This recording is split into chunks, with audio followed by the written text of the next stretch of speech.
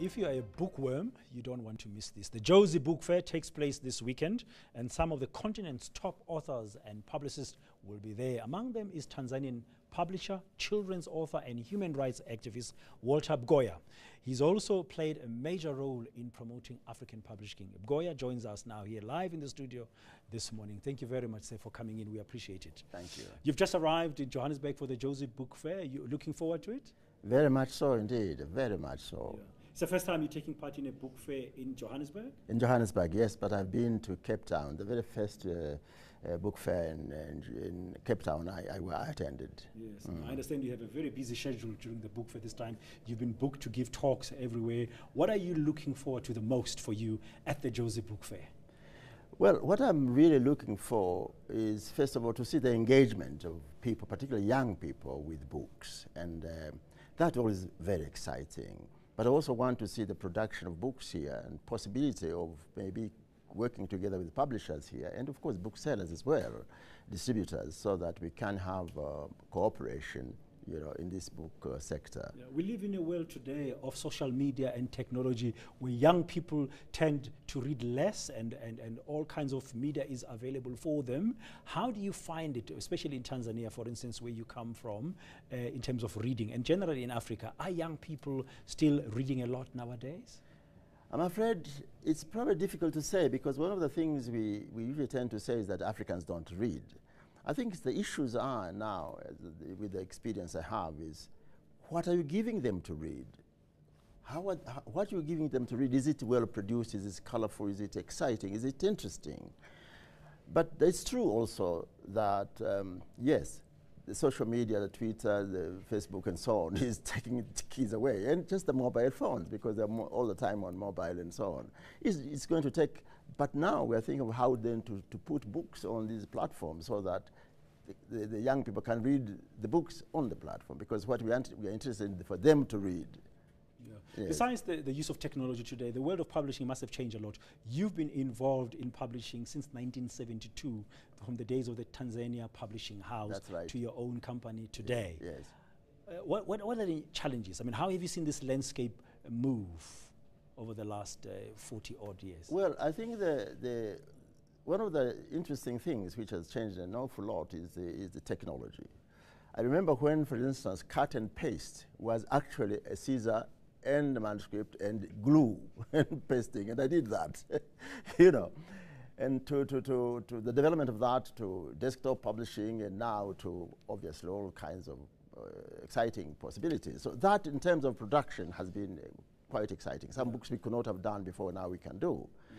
But there's other parts of it. Now, everybody thinks they can be a publisher, obviously, and perhaps everybody can be a publisher, but I think good publishing takes more than just printing books. Your company is Mkuki na Nyota. That's right. That you've got currently. Yes. I understand it's worked with NGOs, and you're also focusing on education and working with the Tanzanian government around promoting educational books. How is that going for you? Well, going well and not so well. But I think the thrust is forward-looking. I think what we need to do is to have a more engagement of government in literacy and literature. I think what we seem to think now is that, well, let's just now promote sciences and mathematics and so on. That's very fine. But I think you can't leave literature and reading for pleasure out of this, because it's reading for pleasure that actually engages the children into reading generally, and even scientific reading. No wonder scientists, you find many who are novelists and poets. I mean, the divide between science and literature that need not exist. So we need to find an engagement, and I think governments here really have a role to play. And they seem to be wanting to leave it so-called to the private sector. I think this is wrong. The private sector has its work, but government must provide an environment in which the private sector works very well in the book industry. Okay, you know. What are you currently working on? Oh, I'm working on a lot of books, art books, but one of the most exciting work I'm doing is to produce the history of the liberation struggle in Southern Africa. And I have here some...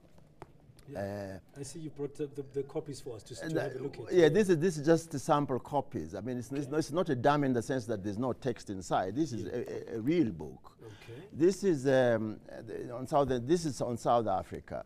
Yes. You know, and these are the collected interviews, and this is the commissioned article.